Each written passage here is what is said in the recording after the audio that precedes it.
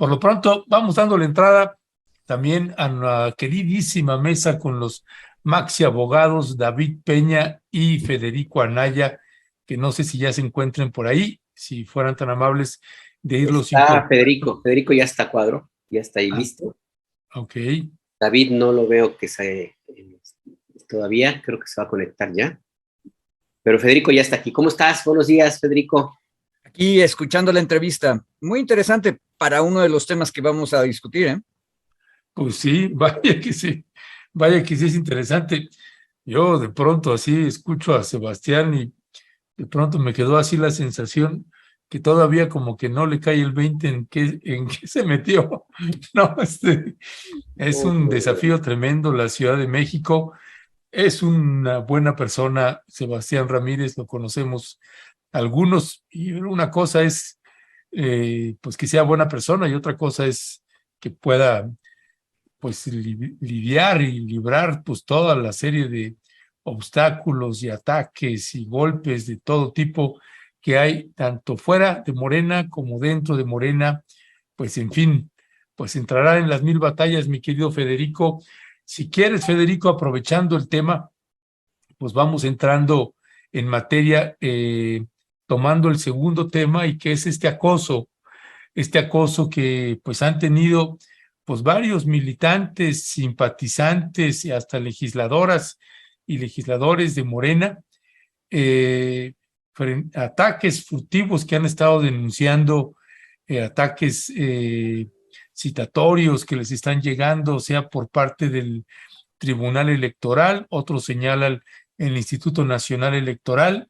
Hay por ahí una suerte de confusión si es el INE o es el Tribunal Electoral quien está pues haciendo citatorios, y algo que a mí se me hace de veras surrealista, pues que sea el tribunal o el Instituto Nacional Electoral pues le esté enviando citatorios a la ciudadanía por tuitear, ¿no? Vaya, sí, incluso me parece absurdo que lo esté haciendo con legisladores, legisladoras, cuando no son tiempos electorales en este momento, es decir, no hay veda, no hay, pues pueden escribir lo que quieran, pues de pronto algunos legisladores del Partido Acción Nacional o del PRD, legisladoras, pues empezaron a meter demandas y empezaron, en fin, se ha hecho todo una situación que de verdad sorprende muchísimo, Federico. No sé si esto ya lo habíamos visto antes o no, pero ¿cuál es tu valoración de lo que está sucediendo? A ver, les comentaba que esto tiene que ver un poco con lo que le estaban preguntando a Sebastián en la última parte de la entrevista. Dijo Alberto que el problema de la izquierda es que somos poquitos, pero somos muy sectarios, ¿verdad? Bueno, ¿por qué la izquierda tiene esta maravillosa tendencia a pelearse entre ella? Porque cambiar el mundo y lograr la justicia implica imaginarse cosas nuevas y luego no nos ponemos de acuerdo de cómo es ese futuro que queremos. Y entonces nos peleamos. Ser conservador en comparación es más fácil, porque es lo que ya está, no lo discutes, lo mantienes. Aunque también hay pleitos en la derecha, pero el punto es que en política tienes opiniones, las debates y te enojas mucho al debatirlas. Y parte de la democracia es que esa discusión se haga abierta y libremente. Bueno, ese tema es exactamente lo que el INE está discutiendo en estos tweets. Y nos acaba de onda que lo hicieran fuera de tiempos electorales. Bueno, ¿por qué? Porque reformamos la ley electoral y la reformamos bien, en mi opinión, para decir que la cuestión de la equidad de género y la no violencia por razones de género es una cosa permanente. Y entonces tenemos que estar vigilantes de que nadie ataque por razones de género ni discrimine. No solamente eso no es nada más durante las elecciones, porque si alguien maltrata a otra persona por razones de género, pues hay que ir anotando y capaz de que lo sacamos o la sacamos de la posibilidad de ser candidato. Entonces eso tiene que hacerse fuera de tiempos electorales y en tiempos electorales, en los dos momentos. Ahora, esa reforma está bien. Ahora, ¿cuál es el problema? ¿Qué es lo que no calibramos probablemente al momento de hacer la reforma? El problema es que le estás dando la facultad a un órgano administrativo que es el INE de discernir y decidir qué tipo de lenguaje y qué asuntos se pueden discutir políticamente. Y eso lo que va a hacer automáticamente es restringir la libertad. Y eso es lo que está molestando a todo mundo. Ahora, ojo, esto es también una muestra de la hipocresía de las derechas, porque la derecha, en términos generales, ataca todo lo que ellos llaman ideología de género. Pero estos asuntos que han causado escándalo y que mencionaste, nacen precisamente de demandas ante la Comisión de Quejas y Denuncias del INE por parte de los partidos de la derecha, quienes ahora sí dicen que están siendo atacadas sus legisladoras o sus dirigentes, mujeres, por razones de género. Entonces, es una posición muy hipócrita, en realidad. Ahora, eso que estoy diciendo yo ahorita, que es hipócrita, la manera en que la derecha está usando estos mecanismos de defensa, probablemente va a ser vigilado por la Autoridad Administrativa Electoral. Entonces, creo que tenemos que tener mucho cuidado con nuestros buenos deseos, porque nuestro buen deseo de vigilar que no haya abusos en el debate político, lo que hizo fue empoderar a una burocracia que no necesariamente es neutral, que es el INE, para que empiece a perseguir, y de hecho están persiguiendo, porque este asunto de mandarte un oficio diciendo, diga usted si tal cuenta, usted la conoce, quién la abrió, dónde está, denos su dirección, y si usted no coopera, entonces le advierto que va a haber medidas de apremio, las cuales incluyen el uso de la fuerza pública para que venga usted a contestarme. Porque eso es lo que están diciendo a la gente. Bueno, eso es amedrentar. Ahora, los abogados del INE van a decir, no, es que eso es lo que dice la ley. Sí, luego los abogados pasamos por inocentes, pero amedrentamos a la gente. Y la gente apenas ve un oficio, piensa que se va a encontrar con el sargento Mike Goodness y con el cabo Chocorrol que lo van a torturar, ¿verdad? Eso es parte de nuestra cultura social. Pero, otra vez, por decirle Mike Goodness y cabo Chocorrol a Ciro Murayama, probablemente a mí también me van a poner una multa, ¿verdad? Bueno, no dijiste buggy el aceitoso, así que ya con eso ya, ahí la vas librando. David Peña, ya estás por acá, bienvenido a Momentum. Yo tengo dudas acerca de el cariz legal que puede tener el INE y el tribunal, por supuesto, para hacer este tipo de planteamientos a ciudadanos que están ejerciendo su derecho a usar las plataformas de libertad de expresión, como es pues, publicar un mensaje en Twitter, por ejemplo. No sé hasta qué punto esto pueda constituir una violación a la privacidad, y lo digo porque hacen uso de información que les ha sido confiada, como es tu dirección física de tu casa, tus datos inclusive que tú tienes que dar ahora al momento de registrarte para pedir tu credencial de lector, te toman huellas, ese tipo de cosas, datos biométricos, y ante esta embestida del INE y del tribunal, yo tengo mis dudas acerca de si los datos que yo entregué al momento de renovar mi credencial de lector van a ser bien utilizados, puesto que se usan ahora mismo para localizar a personas que ejercen su derecho a decir lo que les venga en gana. ¿Ves tú que hay algún cariz de ilegalidad o irregularidad en este aspecto, David?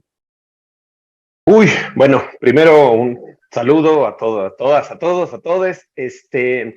Mira, yo creo que la discusión es bastante compleja. Me parecería poco preciso, digamos, entrar a un análisis tan por encimita. A ver, primero hay que dividir la actuación que está teniendo el Tribunal Electoral del Instituto Electoral. Quien está sancionando, o estas últimas sanciones son derivadas del Tribunal Electoral de una sala especializada.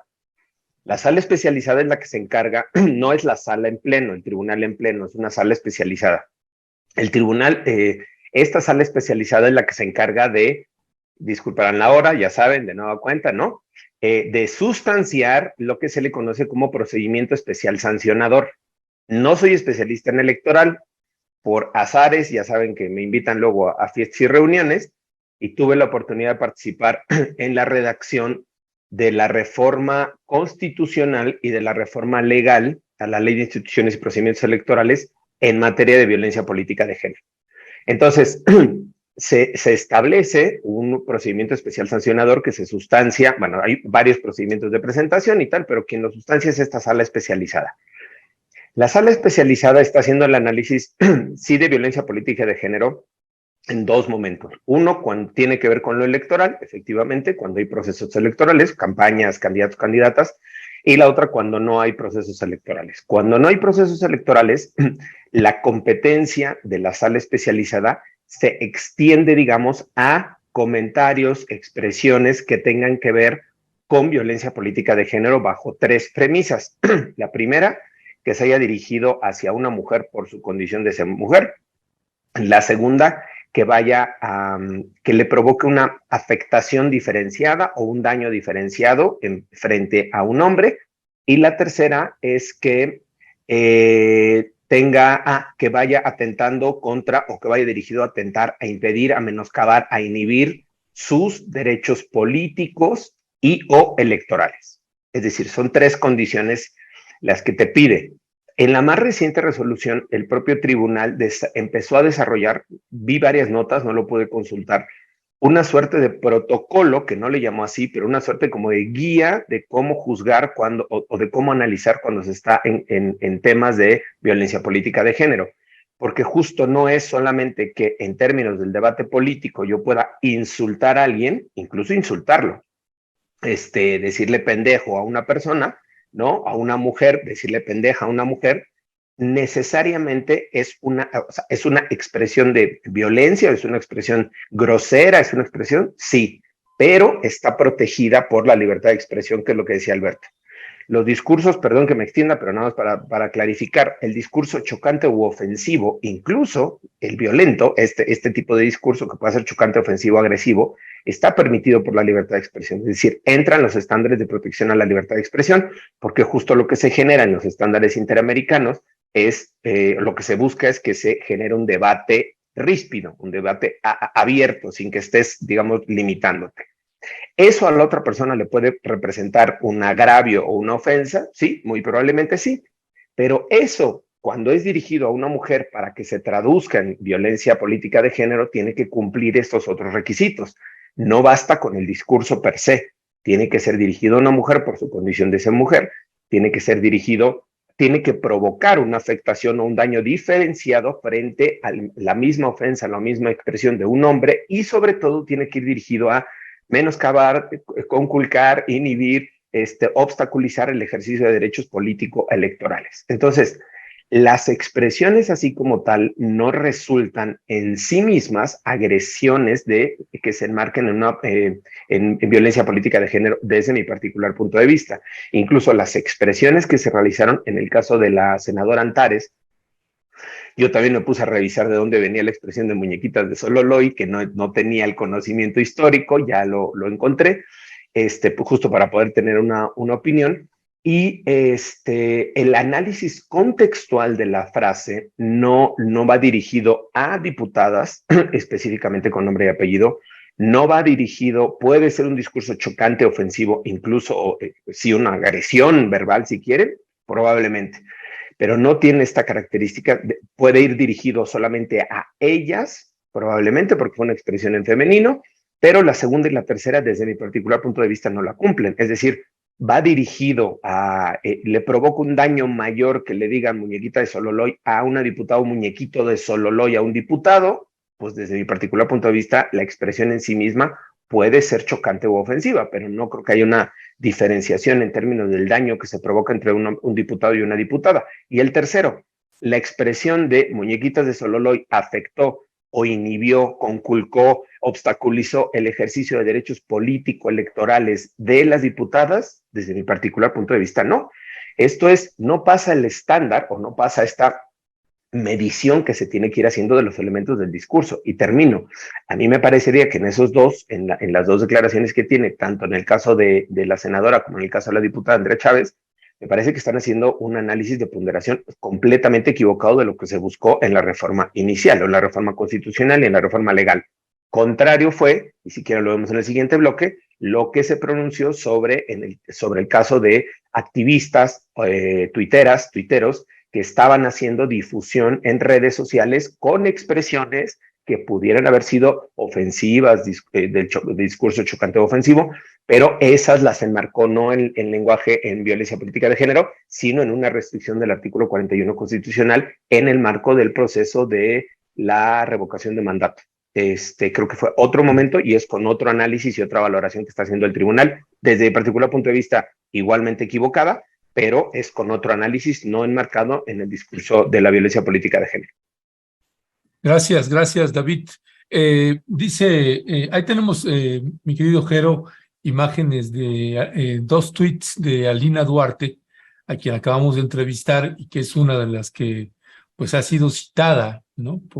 por el Instituto Nacional Electoral.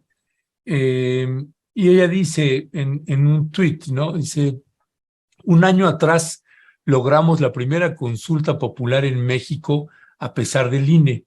Ahora viene Federico Doring a meter demanda contra cuanto funcionario le apetezca y aunque nos meten a decenas en esto, el INE se pone no solo de tapete, sino que vuelve su brazo acosador y policial. El INE nos persigue a periodistas, activistas y cuantos disientan con su cártel electoral, como si hubiésemos comprado McLarens, robado presidencias del 2006 o comprado la de 2012. ¿Por qué a nosotros nos acosan y multan y a estos culpables hasta la presidencia les dieron? Y estamos hablando aquí, Federico, donde el INE o el tribunal pues empiezan ya a cargar multas de 1,600 pesos, otras de 5,000 pesos. Estoy pensando en herramientas que pueda tener también la ciudadanía, si es que existe alguna ruta, un camino, una vía, pues cómo ampararse frente a una situación así y que se convierta en algo ya masivo, en donde pues tú, yo, él, nosotros, ustedes, ellas y ellos, pues ya no podamos ni tuitear ni decir nada porque se nos puede venir pues una demanda y hay que ver cuál es la naturaleza de la misma. Y en el caso de la diputada Andrea Chávez, pues la intención incluso se habla ya de inhabilitarla para que ella, en el caso de que quisiera contender por la reelección en la diputación, no pudiera hacerlo. Y claro que pues esto enciende las alertas y las alarmas, y no sé, entre lo legal, lo jurídico, qué tanto es posible que el INE y el tribunal puedan hacer esto, y mecanismos de defensa para la ciudadanía, Federico. A ver, yo ya dije, es posible porque nosotros pedimos que se hiciera esa reforma. O sea, yo sigo pensando que es bueno que el discurso en materia de género no debe ser violento. Y alguien tiene que vigilar. Ahora, ¿cuál es el problema? Lo que acabamos de ver, Alina dice con toda razón que quien está investigando, que es la Comisión de Quejas y Denuncias del INE, solamente es dura con un lado y no con todos. Pero aquí hay otro defecto del sistema. El sistema es activado por denuncia, ¿sí? Y las burocracias tienen esta horripilante costumbre de yo tengo que darle curso a la denuncia, ¿sí? Cuando en realidad deberían tener el criterio de saber cuándo una denuncia es notoriamente frívola, que también es por cierto, es un término jurídico. Una denuncia de hechos es frívola cuando es obvio que no hay un asunto grave que investigar, que es el caso de un comentario de una diputada, que es el caso de Chávez, Una diputada del PRD es de la opinión que el Fondo de Cultura Económica no debe promover la lectura. Andrea Chávez dice, eso es una tontería. ¿Cómo ven que esta diputada del PRD dijo esto tan horrible? Lo tuitea y de ahí se provocan una serie de comentarios de la audiencia tuitera, o sea, de las ciudadanas y los ciudadanos, opinando, unos más fuertes que otros, ¿sí? Pero todos en ejercicio de su libertad. Y de nuevo, ¿qué fue lo que pasó? Que esta diputada del PRD activa a la comisión de quejas y activa el sistema, llega el asunto hasta la sala especializada, y la sala especializada toma la decisión de que sí hubo violencia de género. ¿En dónde está el género? Como ya nos explicó David, no tiene que ver. O sea, hubiera podido ser un varón hablando de un varón, una persona LGBT hablando de una persona LGBT, creyendo que lo que opinó la otra persona es una tontería. Y luego lo dice en Twitter y eso provoca una andanada de comentarios que se dicen en libertad. Un detalle histórico antiquísimo. La palabra candidato viene de cándido, de cosa blanca inmaculada. Es una cosa interesante. Porque los romanos se vestían cuando empezaba la campaña electoral con una toga blanca, perfectamente blanca. Y la anécdota, que es bien bonita, es que cuando terminaba, eran 1 o 2 días de campaña nada más, acuérdense que Roma es un pueblito, más o menos como Chamula, terminaban con las togas todas enlodadas, llenas de basura, porque el debate político es en sí mismo violento. Les aventaban cosas. Es lo normal. Y que es el problema que tenemos, que tienes una autoridad administrativa en el INE que lo que está buscando es pretexto de perseguir. Hoy, por cierto, en la mañanera, el presidente estaba hablando de una cosa que nadie le hizo mucho caso, que es la actitud de los burócratas respecto de la justicia y cómo todo lo hacen sin ver a la persona humana que está sufriendo. Bueno, es exactamente lo que está haciendo el mecanismo electoral ahorita. No está viendo que en realidad lo que tienes ahí son tuiteros menores, por más que tengan muchos seguidores, pero son ciudadanos normales. Lo grave del asunto es que tengas, por ejemplo, a grandes políticos haciendo comentarios miserables, como los hemos oído, gracias a las grabaciones de los martes del Jaguar, al presidente del PRI, diciendo cosas horripilantes acerca de ciudadanos, de medios de comunicación, de otros políticos. Eso es grave. Y la autoridad administrativa debería tener el criterio de tratar diferenciadamente a los diferentes. No es razonable que estén persiguiendo a la ciudadanía. Ahora, ¿significa eso que tenemos que quitar el mecanismo de protección en contra de la violencia política de género? No. Significa que tenemos que cambiar a la burocracia que está persiguiendo a la gente. Y yo recomendaría otro detalle. Tendrías que quitar que esto sea a petición de parte, porque ese es un pretexto para que a mí me presentaron la denuncia. Ojo, Morena en una de las sesiones del INE dijo que va a presentar también sus denuncias por los ataques, déjenme acordarme, en contra de alguna de sus militantes que ha habido. Entonces también va a presentar a la comisión, a todo este mecanismo, una denuncia por violencia política de género. Ahora, eso no nos va a llevar a ningún lado, porque lo que vamos a tener son denuncias cruzadas y de facto la burocracia va a empezar a ejercer censura. Pero bueno, así es el mundo de las reformas. O sea, uno tiene consecuencias no deseadas, pero hay que tener cuidado. Y un detalle, nada más lo menciono ahorita rápido, acuérdense del programa que tuvimos aquí en esta mesa sobre la diferencia entre opinión y noticia. Es exactamente lo mismo. Un órgano administrativo, que es el IFETEL, tiene la capacidad de sancionar a un comentarista, a Ernesto, a Alberto o a mí, porque no diferenció entre lo que era una noticia y lo que era su propia opinión. Es exactamente lo mismo. Es el poder de un órgano administrativo de decidir acerca de la opinión dada en libertad en una democracia.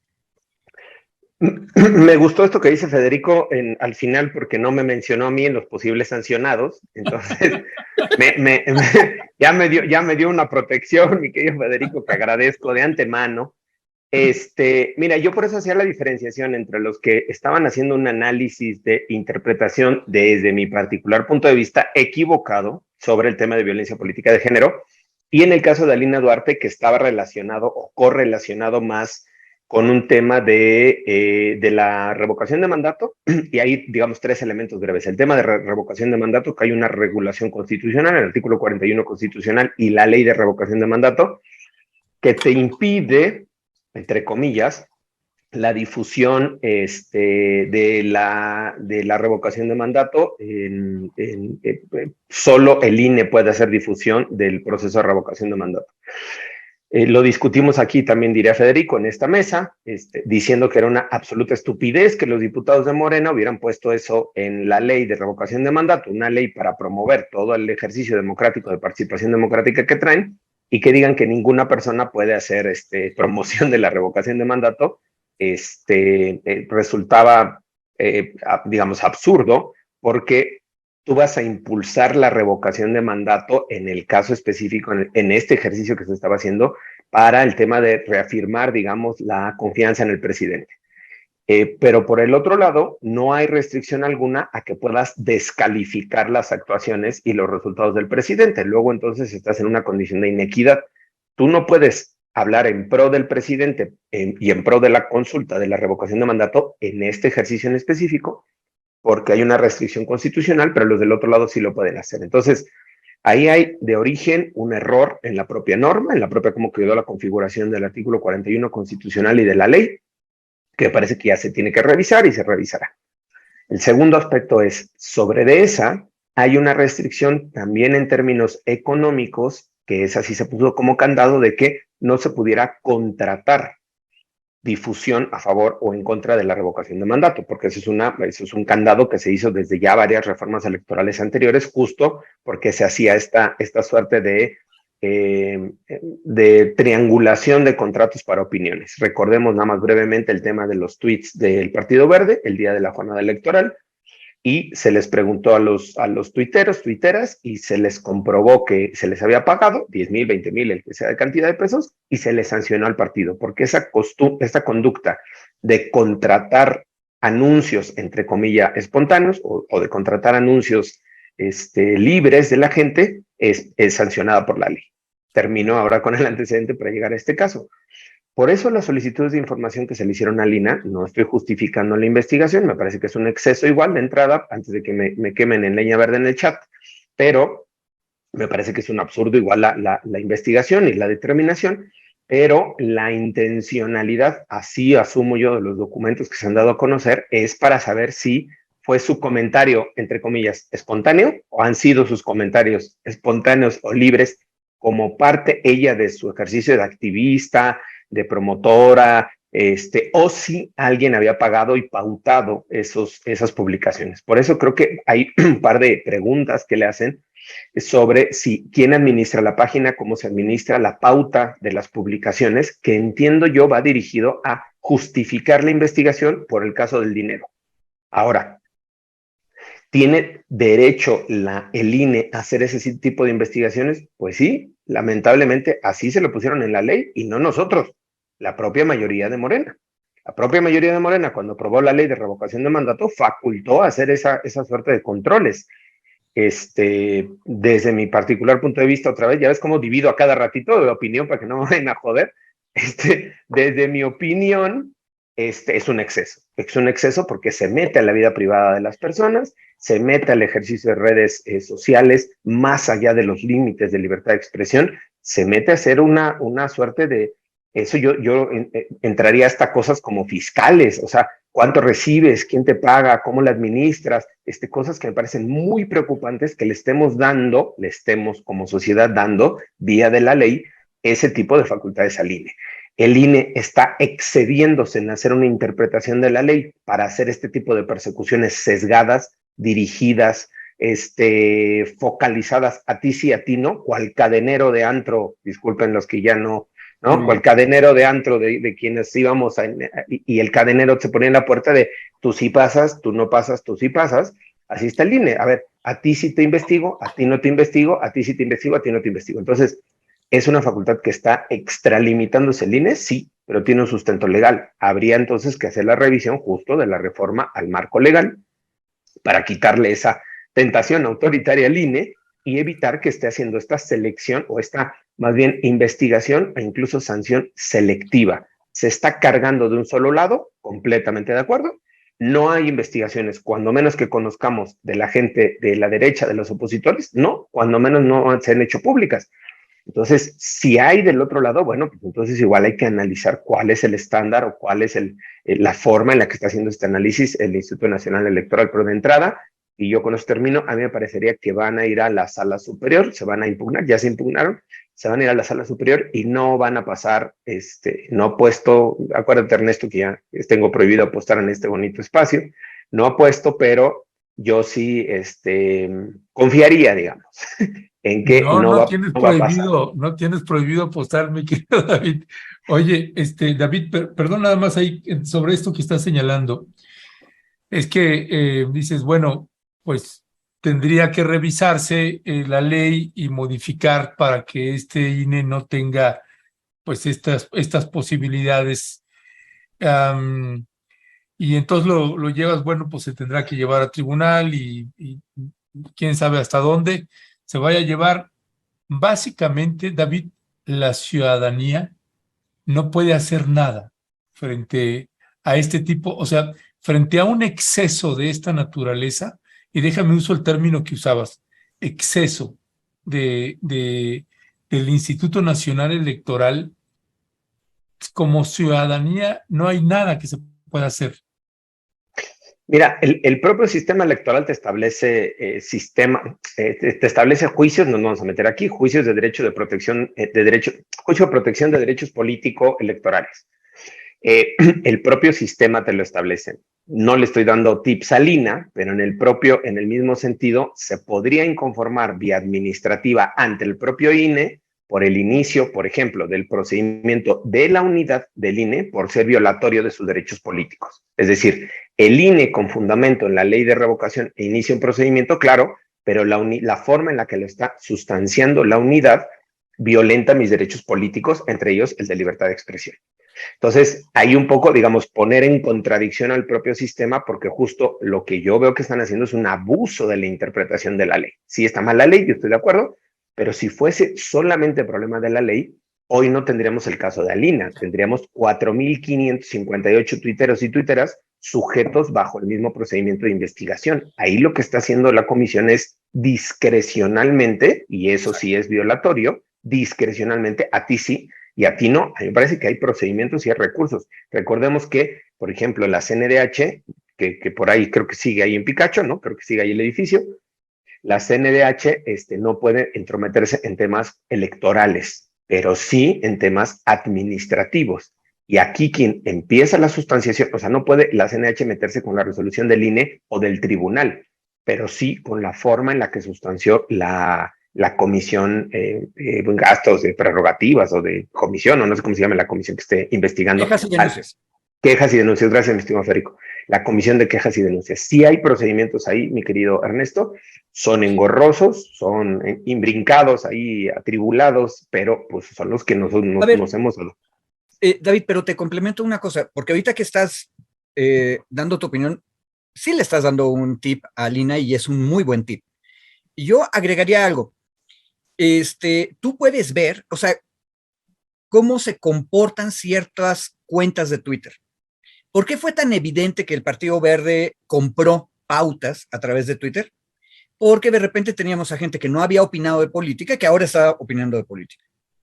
Entonces ahí pasó algo y ese algo era dinero. Y eso sí está prohibido por la ley en todos los casos, porque compraron pautas. Una defensa de Alina dentro del sistema que tú dijiste adentro, que es engorroso, pero también podría hacerse vía amparo, es un amparo en contra de la aplicación discriminatoria de estas normas en contra de ella. Diciendo, a ver, yo soy un activista que siempre he opinado políticamente y mi perfil de Twitter siempre ha hecho esto, Y ahora resulta que en esta materia yo no puedo opinar, que el argumento fuerte es yo tengo el derecho político electoral de invitar como ciudadana a otros ciudadanos a participar en la revocatoria. Eso no está prohibido por la ley, ¿sí? Y nadie me está pagando, que eso sería lo prohibido. Y siempre lo he hecho. Y la demostración es que ahí está mi historial de Twitter, que es público. Y yo podría decir, a mí me están haciendo este procedimiento y en cambio a estas otras personas, déjame poner un ejemplo, Chumel Torres, que tuitea y es obvio que le están pagando, porque lo sabemos, y a él no lo persiguen. La única defensa que podría tener el INE sería, en la Comisión de Quejas y Denuncias, es que no hubo queja contra Chumel, lo cual es muy tonto, es lo que digo yo que hay que reformar. Eso tendría que hacerse de oficio y debe hacerse a las personas que obviamente están alterando su perfil de Twitter. O sea, alguien que siempre había estado hablando de moda, de repente ahora dice por quién tenemos que votar, ¿verdad? Cuando dices tiene que hacerse, tendría que hacerse de oficio, ¿a qué te refieres? Que no deberíamos tener quejas. O sea, aquí lo que pervierte de entrada el asunto es que una diputada de la coalición opositora, que es del PRD, se queja que hubo violencia política de género en su contra, ¿sí? Y, ojo, la queja por el asunto de la revocatoria también viene de uno de los partidos. Y el problema es que los partidos, como son partidos y son facciosos, para eso existen, por cierto, tienen la costumbre, que es buena en principio, de estarse pegando con todo. Entonces, si tú les das la posibilidad de denunciarse mutuamente, vamos a tener denuncias todo el tiempo y la tentación autoritaria de perseguir al enemigo la va a tener el INE. Tendría que hacer, ojo, quejas y denuncias, no debería llamarse quejas y denuncias, sino de vigilancia. Y su objetivo no debería ser sancionar a la gente, sino mantener un nivel civilizado de debate político. Pero es otra cosa. Yo creo que por eso, David, es que la sala superior ya empezó a hacer un protocolo de decir, oye, estás especializada, te estás yendo por donde no, y tienes que juzgar en materia de género de esa manera. Y yo creo que la sala superior también tendría que decirnos, quejas y denuncias, tú no puedes estar tomando todas las quejas de buena fe, porque en política no hay buena fe, lo que hay es ganas de joder al enemigo. Oigan, y perdón, luego me van a decir que yo me vaya a producir al campo, pero no podemos pasar al otro tema. Adelante, digo, llévate. Alberto, bienvenido, Alberto, ¿cómo estás? Yo ahí los dejo. Qué bueno que nos acompañes. Ahorita vengo, les dejo la mesa. Gracias, mi querido Alberto, qué detallazo que estés por acá todavía. A ver, el otro tema que teníamos, mi querida audiencia, ya voy a poner aquí a producir, ¿verdad? Porque ya sabes, Alberto, a David le encanta moderar y siempre quiere tomar el control de las mesas. Le tenemos que dar un programa, recuérdame, Alberto. A David tenemos que darle un programa porque si no. Ahí les encargo, Es la fantasía de David. Porque aparte de todo, es héroe en este tema. O sea, viene mi querido Federico. En la Corte Interamericana de Derechos Humanos. Oigan, mi querido Federico, Ernesto, apaga tu micrófono. Tú y yo seguimos, Federico. Ya, Alberto sigue allá, de quién sabe dónde. O sea. Adelante, David, por favor. Tú dinos. Yo vengo a contarles el chisme de la audiencia, la prisión preventiva. Ya están aquí en el chat. Urge que nos platique David el chisme y me están limitando. Bueno, venga. A ver. Bueno, fue la audiencia. La semana pasada les invité a todas, a todos, a que estuvieran pendientes de la audiencia. No voy a hablar bien de mí mismo, ¿verdad? Del equipo, pero creo que nos fue muy bien. Nos fue muy bien en cuanto a la argumentación que tuvimos frente a la Corte Interamericana, en cuanto a la percepción que se tuvo en redes, en medios sociales de la propia audiencia. Recordemos que estamos en el marco del debate de la prisión preventiva oficiosa o la prisión preventiva ordinaria, digamos, justificada, se le llama, en la semana pasada, justo a raíz de que el presidente de la Suprema Corte de Justicia da a conocer, o bueno, pide que se den a conocer 2 proyectos de resolución, uno para resolver un amparo indirecto y otro para resolver una acción de inconstitucionalidad, ambos en donde señala que hay incompatibilidad de la prisión preventiva oficiosa con la Convención Americana. El proyecto de resolución que va a, digamos, que se va a votar por la acción de inconstitucionalidad. En términos muy generales, dice que la prisión preventiva oficiosa es contraria a los principios de la Convención Americana y a los estándares de libertad en el marco del sistema interamericano. Mientras que la del amparo prevé una cosa, digamos, lo mismo, pero descafeinado, un poquito más light. Dice que puede hacerse una armonización si la prisión preventiva oficiosa no se hace de forma oficiosa, no sé cómo decirlo. Es decir, que aunque esté la prisión preventiva oficiosa en el artículo 19 constitucional, los jueces no la dicten de forma oficiosa, sino que hagan un análisis de ponderación de elementos y tal. Lo que propone esta segunda resolución es que se mantenga la prisión preventiva oficiosa en el texto, pero que pues, en la práctica se le quite lo oficioso y se vaya a una revisión de necesidades y de características de caso por caso. ¿Qué es lo que ocurre en la prisión preventiva justificada? Es eso, es una revisión caso por caso, condiciones, elementos, seguridad. ¿A qué vamos a la discusión? Justo el tema de donde, o el tema central de lo que fue la audiencia. Este caso lleva 20 años de haber iniciado, literalmente, 2 personas que fueron detenidas, una el 25 de febrero de 2002 y la otra el 25 de octubre de 2002, fueron detenidas, torturadas. Ahí en la audiencia pueden ustedes escuchar una parte de los testimonios de las torturas que sufrieron ellos, arraigados, en el arraigo, encadenados, amenazados, bueno, toda una serie de violencia que sufrieron por parte del Estado, y se les impuso una medida de prisión preventiva oficiosa desde hace 17 años y medio.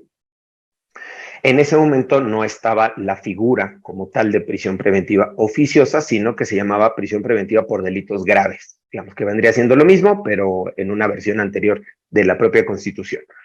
Se les impuso esta medida y estuvieron en esa prisión preventiva 17 años y medio sin sentencia. Se logró, digamos, en el proceso acreditar que habían sido torturados, se logró acreditar que diversas pruebas que habían obtenido durante el arraigo eran pruebas falsas, se logró demostrar que había testigos falsos, se logró demostrar que había gente comprada literalmente para dar los testimonios, y pese a eso, el 12 de mayo de este año fueron sentenciadas a 35 años de cárcel. Todo esto se da en el Estado de México. ¿Por qué es importante? Porque voy al chisme de la audiencia. Todo este proceso se da en el Estado de México hace 20 años, en un proceso político electoral donde el PRI, el PAN le había arrebatado muchas de las alcaldías al PRI, se estaba construyendo esto del Corredor Azul, en Naucalpan, Atizapán, Tlalnepantla, que estaban siendo gobernados por el PAN, y el PRI empezó una campaña, una acción dirigida en contra de varios presidentes municipales para pues mandar este mensaje de el PAN es violento, corrupto y nosotros somos los buenos, así en resumidas cuentas. Ese caso se inserta en ese marco político y las personas que están detenidas, entre ellas Daniel García, que es el que colaboraba, digamos, en el ayuntamiento de Atizapán, no trabajaba ahí, no tenía un puesto formal, pero colaboraba en algo con el presidente, era como asesor administrativo del presidente municipal. Se van contra el presidente municipal, detienen al presidente municipal, al secretario, al ayudante, Empiezan a salir todos entre acuerdos políticos, firmar convenios, retirarse de la política, varios diferentes acuerdos. Cuando le toca a Daniel, le dicen, pues lleguemos a un acuerdo, ¿no? Si no, vamos a detener a toda tu familia y te va a tocar uno que te duela y te vas a doblar.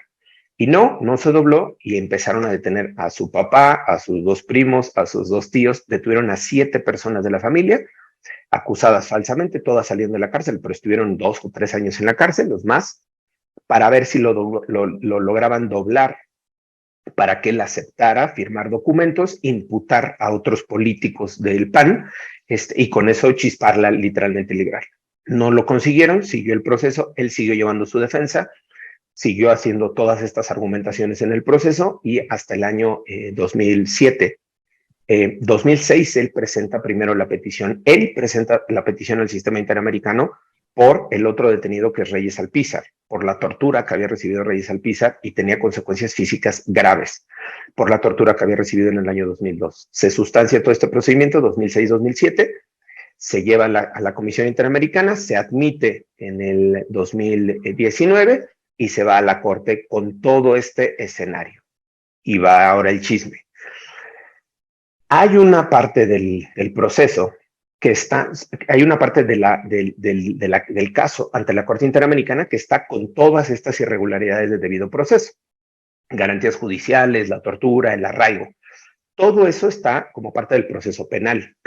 Y otro de los elementos que se tienen centrales en la Corte Interamericana es lo que tiene que ver con arraigo y prisión preventiva. Justo esas dos figuras fueron las que fueron utilizadas en este caso, que se abusó de esas figuras, se extendió la prisión preventiva por 17 años y medio, y en ese momento que llegó el caso a la Comisión Interamericana, era el caso más antiguo, el caso con mayor cantidad de años de prisión preventiva en el sistema interamericano. Ahora ya viene Vallarta atrás, que tiene 17 años y medio, y otro un par de casos más. Pero en ese momento era el caso que tenía más años de prisión preventiva. Por eso llamó la atención del sistema interamericano y por eso lo colocamos estratégicamente como temas prioritarios en el sistema, la prisión preventiva y el arraigo. No porque todo el tema de fondo de violaciones al debido proceso, la tortura no fuera relevante, pero nos parecía mucho más importante que el sistema interamericano, la Corte, se pronunciara sobre esas dos figuras constitucionales, arraigo y prisión preventiva. En el marco de la audiencia, el presidente de la Corte es que se sube a esta discusión. Y ahí viene el efecto cadenita. El presidente de la Corte literalmente se sube a esta discusión de la Corte Mexicana y dice que están estos proyectos para el análisis de la prisión preventiva oficiosa. Y le contesta el presidente. Cuando le contesta el presidente, obviamente se convierte ya en un tema de debate nacional, en un tema de interés nacional, y por lo tanto la atención que se centró en la audiencia fue mucho mayor de la que nosotros podíamos esperar. Agradezco las flores que me echó mi querido Federico por mi participación en la audiencia, ¿no? Ahorita nos dará su opinión, pero con esta parte termino esta larguísima introducción. Nosotros le propusimos al gobierno en diferentes momentos y le dijimos, no defiendas lo indefendible frente al Estado de México. Es decir, no defiendas el proceso del Estado de México. No defiendas lo que se hizo en el Estado de México, todo el proceso viciado. Vámonos a una discusión técnica, académica, con datos sobre la prisión preventiva. Y se lo propusimos a Relaciones Exteriores hace 2 meses. No fue esta semana que estaba el debate. Dijimos, el debate se va a centrar en prisión preventiva oficiosa, prisión preventiva justificada. Ahí se va a centrar el debate en la Corte.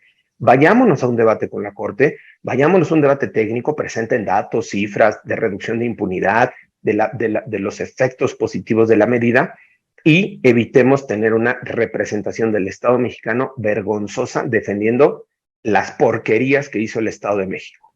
¿Cuál fue la decisión del Estado mexicano, encabezado por la Cancillería, el consultor jurídico de Relaciones Exteriores?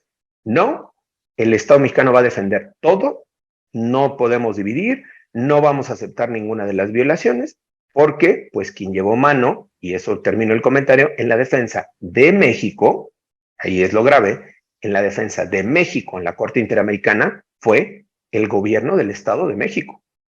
Quien llevó mano en la Corte, quien llevó mano en las expresiones y en las alegaciones fue el gobierno del Estado de México. Así como lo vemos en el marco del debate electoral, de las campañas, del cambio, pues ahí el PRI sigue teniendo bastante fuerza, que dobló la mano a Relaciones Exteriores y a Gobernación y literalmente los hizo comprarse un paquete, los hizo comprarse una discusión que nada tenía que ver con esta administración ni con lo que dice la propia administración estar combatiendo. Entonces, la audiencia fue eso, ver expresiones de defensa del más viejo rancio priismo en voz del consejero jurídico de Relaciones Exteriores. Es decir, era el vocero del PRI del Estado de México, del PRI de Montiel, del PRI de Erubiel, del PRI de Peña Nieto, ese priismo en voz del consejero jurídico de Relaciones Exteriores, defendiendo, nosotros dijimos, lo indefendible. Ahora, no sé cómo ustedes hayan visto la audiencia. Mi querido Federico ya me quedó claro que la vio. No sé si Ernesto y Alberto tuvieron chance de ver por ahí algo. Fíjate qué curioso, a mí me tocó investigar el asesinato de Marigel Tamés para la jornada, y había ya desde ese momento había un montón de cosas muy raras ahí, lo que ocurría en Atizapán, que en ese momento tenía un problema muy fuerte de penetración del narcotráfico. La pista aérea que tenía Atizapán se utilizaba para recibir quién sabe qué cantidad de avionetas que quién sabe qué cosas traían. Iban y venían hacia la Sierra de Guerrero con cargamentos que nunca se supo qué onda. Y era una de las líneas por ahí que se veían de ese caso del asesinato de Marigel Tamés. A mí me llama la atención el tema por el aspecto siguiente. La audiencia me parece que estuvo bastante bien. Yo no tuve oportunidad de verla más allá de lo publicado, perdón, David. Pero a mí lo que me quisiera preguntarte, Federico, es una reflexión, sí, de este tema de la audiencia, pero que me parece pertinente ahora que la Corte va a revisar la prevención preventiva, la prisión preventiva oficiosa, perdón, y con la posibilidad de que se modifique como está establecido hasta ahora, una herramienta que ha dado pie a muchos abusos. Y te quiero preguntar tu reflexión, Federico, también, y quiero incorporar también el comentario que hizo el presidente de la República la semana pasada, donde él dijo que esta discusión que se dará en la Corte es un complot de la derecha. Y si el presidente tiene esta visión de que se trata de un asunto político que pretende dañar su gobierno, me parece que por ahí no va a avanzar mucho, porque yo veo al presidente de la República convencido de que la forma que tiene que aplicarse la procuración de justicia es la de Alejandro Gertz Manero, que pertenece al siglo pasado. O sea, Gertz Manero viene de una formación de derecho autoritaria en sentido extremo, donde solamente los intereses del fiscal pues son lo único progresista que pudiera entender. ¿Tú cómo ves este debate, independientemente de tu evaluación, por supuesto, de la audiencia de la que nos comentó ya David Peña, lo que se plantea en la Corte y la posición del presidente de la República? Está habiendo complots en un tema de derechos humanos y un abuso tremendo de la prisión preventiva oficiosa.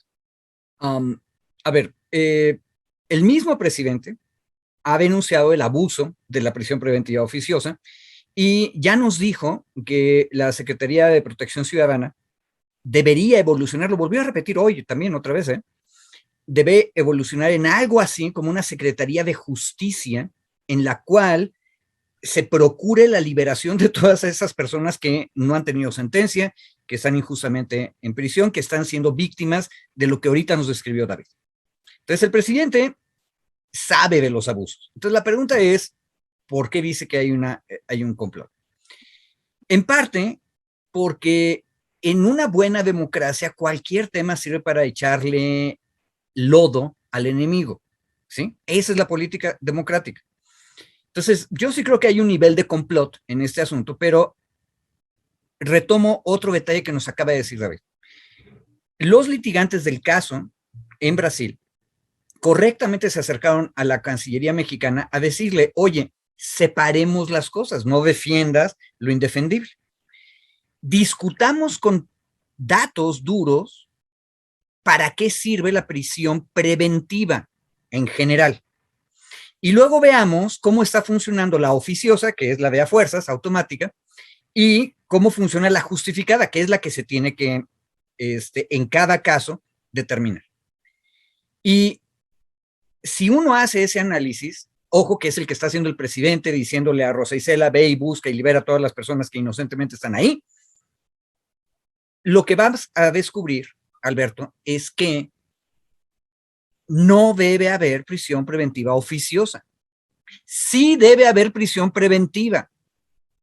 Ojo, porque el complot consiste en juntar las dos cosas y pelear como si fueran adalides de la libertad, la derecha, diciendo el presidente es un tirano que lo que quiere es encerrarnos a todos. No, nadie está diciendo eso. El hecho real verdadero es que pongo un caso terrible y patético, que es este caníbal de Ecatepec. Es obvio de toda obviedad que por el nivel de violencia, las circunstancias del caso, esa persona tal vez sería bueno que estuviera en prisión preventiva, ¿verdad? Ahora, eso lo tienes que probar caso por caso. Y el problema es que la prisión preventiva oficiosa le da chance al Ministerio Público de no hacer su trabajo y decir, como está en el catálogo, que lo metan al bote. Y luego olvidarse del tema o usarlo políticamente, como en el caso que nos explicó David. No, me tienes que probar que este señor anda comiendo seres humanos por la calle y por eso no debes dejarlo en la calle. Punto. Y los jueces tienen que asumir su responsabilidad de a veces liberar y a veces no hacerlo. En un artículo de Rompeviento yo conté un muchacho que se pasó la noche donde no debía, se trató de escapar por la ventana y luego lo acusaron de otra cosa. La juez lo liberó apenas vio que había duda acerca de lo que había ocurrido. Pero estaba en prisión preventiva oficiosa. ¿Por qué?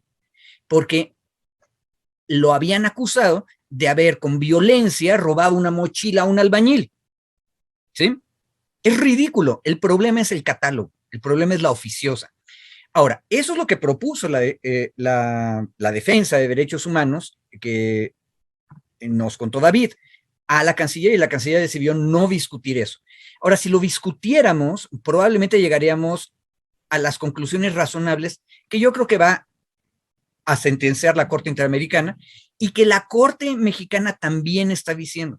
Pero tenemos que dar ese debate y darlo en serio. Perdón, nada más, Federico. Justo, Federico está haciendo alusión a una parte de la audiencia, de la audiencia del viernes, en donde, más allá del debate, le preguntan los jueces al Estado mexicano, a la representación, oiga, ¿y qué cifras tiene usted? ¿Cuáles son sus cifras de prisión preventiva oficiosa? ¿Cuáles son las cifras de estas personas? ¿Cuál es el promedio que tardan en la cárcel? Digamos, vayamos a ese debate. Y la representación del Estado mexicano dijo, si quieres se los mando luego por escrito porque no tengo esos datos. Qué barbaridad. Así fue el Estado. Digamos, perdón que te interrumpa, mi querido Federico, pero era alusión está perfecto. a una pequeña parte de la audiencia donde la representación del Estado dijo, pues no vengo, y la otra también que le preguntan al perito ofrecido por el Estado mexicano, el perito en su defensa de México, 2 preguntas y le dicen, oiga, a ver, usted ya hizo un peritaje por escrito, ¿no? ¿Nos puede decir cuál es el objetivo de su peritaje? O sea, ¿qué busca con su peritaje? Y contesta él, es que pues no lo sé porque nunca me lo dijo el Estado. Es su respuesta del perito del Estado. Y la segunda es, una de las juezas le pregunta al perito del Estado, oiga, y desde su particular punto de vista como investigador, como experto, ¿qué opina de la prisión preventiva oficiosa y del arraigo? ¿Es inconvencional o no? Y lo mete, literalmente lo engancha, y el perito, bueno, si me piden mi opinión, para mí es inconvencional. Tanto el arraigo como la prisión preventiva oficiosa es contraria a la Convención Americana. El perito del Estado, para que vean nada más el nivel de preparación que llevaba la delegación mexicana, o sea, el propio perito del Estado aceptando en la Corte, diciendo que el arraigo y la prisión preventiva oficiosa es inconvencional, es decir, es contraria a la convención. Perdón, Ernesto, ibas a tomar la palabra. Sí, no, que ya nos pasamos de tiempo. Nada más me gustaría cerrar aquí rápido, si es posible, ahí David, Federico, así brevemente. Esto que plantea Federico, David, y que por lo que veo, pues hay acuerdo entre todos, creo, asumo también que Alberto también, que debería eliminarse la prisión preventiva oficiosa y mantener la otra, que no sé si es, usaste un término, pero que tendría que verse por justificada. En ese punto, quiero pensar en Jesús Murillo Caram y en, no sé, los compañeros de San Salvador Atenco, cuando fueron reprimidos, detenidos por años en un penal de máxima seguridad. Por poner como los contrastes, no sé si un contraste así sería útil. Absolutamente. Murillo Caram, dado el poder que acumuló durante su vida política, puede hacer muchísimo más daño estando en libertad para interrumpir el proceso, para evadir la justicia, para amedrentar testigos, para fabricar pruebas, que un campesino de Atenco. Por lo tanto, en el caso de Murillo Caram, podría y debería, en mi opinión, justificarse la prisión preventiva. Y en el caso de los campesinos de Atenco, no. Punto. Por eso la justificada, caso por caso, es lo que debe haber. Punto. Si me permiten, mi querido Ernesto, igual para sumar a la discusión, sí. Aquellos que aquí en el chat ya pusieron, Aquaman, mi querido Alberto, te puso que seguro estás viendo el noticiario de Zuckerman, porque ya puso, aquí está muy distraído del chat. Voy a leerles, si me permiten, 3 párrafos de lo que leí en los alegatos de la Corte, al final bueno, no al final de la audiencia, duró bastantes horas la audiencia, como 7, 8 horas la audiencia, pero hay una parte ya de los alegatos finales. La audiencia está disponible en el canal de YouTube de la Corte Interamericana de Derechos Humanos, va con bastantes buenas vistas por el tiempo que apenas lleva, entonces si la pueden checar ahí para comentarla, y les leo 2 o 3 párrafos de justo este mensaje político que mandamos también, ¿no? Sí, para no abusar del tiempo. Dice,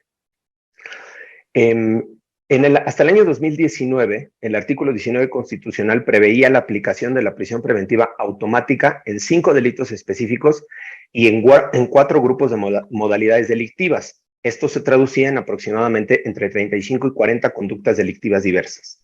Pero con la reforma del 2019, en ese mismo artículo 19 constitucional, se sumaron 3 delitos en particular y otros 5 grupos de modalidades delictivas, las que sumadas a las que ya se tenían anteriormente dan un aproximado de 130 conductas delictivas que ameritan la prisión preventiva automática hoy, actualmente, en nuestro país.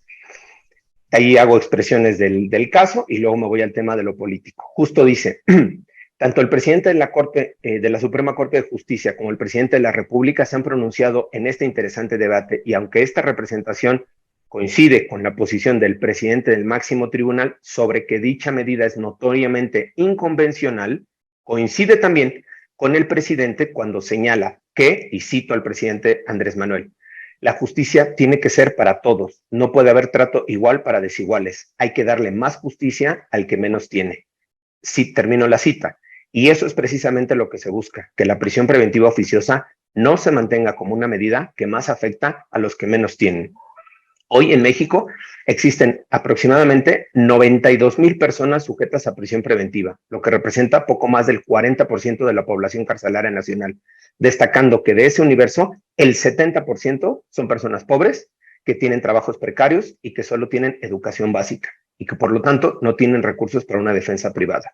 La prisión preventiva oficiosa es, por lo tanto, una medida que se utiliza en mayor tamaño y en mayor proporción de una forma desigual en contra de los que tienen menos. Termino ahí la parte de los alegatos. Ese fue el sentido, digamos, de la discusión, a donde lo quisimos llevar, pero bueno, pues la representación del Estado no entendió la importancia del caso, y bueno, ahí quedó para la historia, una más en la Corte Interamericana. Vale, pues Ernesto, vamos a agradecerle a la conducción, a nuestro querido David Peña de esta mesa. Sí. Gracias, David. Gracias a los invitados que tuvimos el día de hoy, mi querido mañana, Federico, mi querido Alberto. Y en las tertulias también, ya sabes, te invitamos a que sigas moderando. Gracias. Ahí en el chat pusieron que lo del programa no es mala idea, así es que por favor, atiende a tu público. Ok, ahí vamos a hablarlo entonces, ¿cómo no? Listo. Abrazos, compañeros. Gracias. Gracias. Saludos a todos los. Gracias, muchas gracias. Hasta luego.